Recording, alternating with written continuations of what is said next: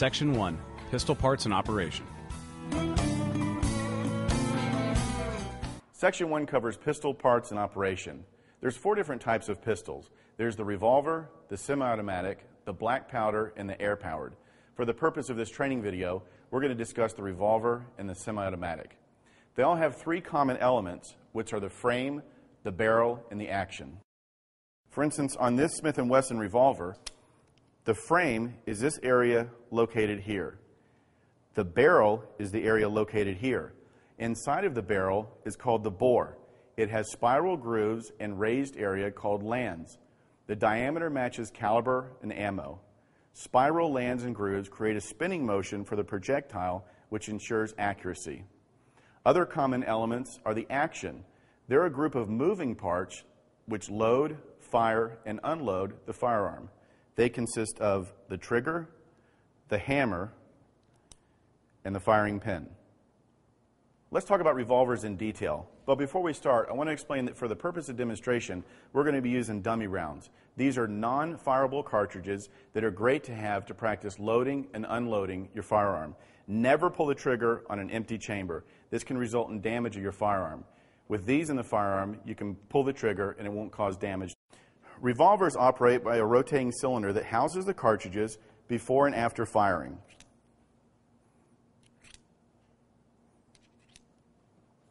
The cylinder rotates the round to be fired between the barrel and the hammer. When the trigger is pulled, the hammer's release strikes the back of the cartridge and fires it through the barrel. The cylinder release latch, found on most modern revolvers, allows the cylinder to open. This will allow you to unload, load, or clean the cylinder. There are 2 main types of revolver. There's the single action and the standard double action. This single action Ruger 22 has a loading gate located on the right side of the frame. To load and unload the firearm, you would open the loading gate, line the cylinder up, drop the cartridge in, and close the loading gate. To unload, you would open the loading gate, line the ramrod up with the cylinder, and push the ramrod through like so. In a single action revolver, the trigger performs only one function, and that's releasing the hammer. The hammer must be cocked manually before each shot. To cock the hammer, always keep the firearm pointed in a safe direction. Grasp it firmly, put your thumb on the hammer, and slowly bring it back, keeping your finger off the trigger and the gun pointed in a safe direction. If you decide at this time that you do not want to fire the firearm, place your thumb in between the hammer and the frame, and with your opposing thumb on the hammer, pull the trigger, keeping pressure in between your thumb and the hammer. Slowly and carefully with your finger off the trigger, back your thumb out, and slowly with your opposing thumb, release the hammer to the frame. The firearm is now decocked. Now I'm going to talk about standard double action. I'm going to load my Smith & Wesson firearm with dummy rounds, and although I know that they're dummy rounds, I'm always going to keep the firearm pointed in a safe direction. In standard double action, the trigger cocks and releases the hammer to fire the round. The round can also be fired by first cocking and then pulling the trigger. Now I'll talk about semi-automatics. Semi-automatics differ from revolvers in that instead of a rotating cylinder that feeds a round into the firing position, there is a spring-loaded magazine that seats a round into the chamber, which is located in the back of the barrel. There's a wide variety of different types of semi-automatics, so it's very important to read and fully understand your particular owner's manual before operating your firearm.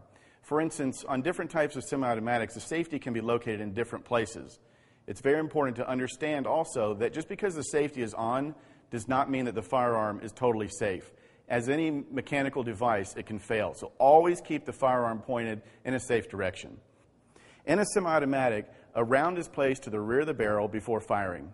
Many semi-automatics have a slide lock that locks the slide to the open position. To load a semi-automatic, and again we're going to use a dummy round, to load a semi-automatic, I'm going to place the cartridge in a spring-loaded magazine, pushing it all the way back and making sure it's seated properly. I'm going to keep the firearm pointed in a safe direction with my finger off the trigger. I'm going to push the magazine up into the firearm, operate the slide release. There's now a round chambered and the firearm is ready to discharge.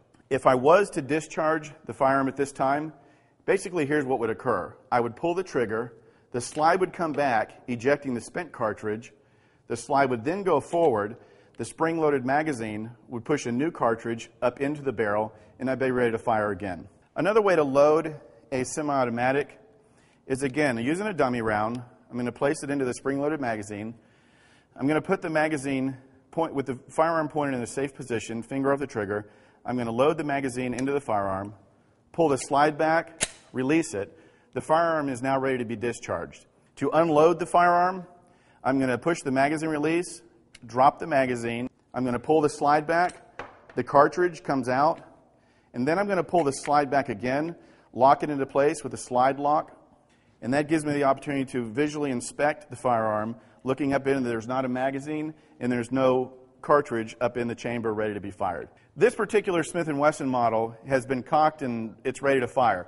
If I decide now that I don't want to discharge the firearm, this has a decocking device built into the safety.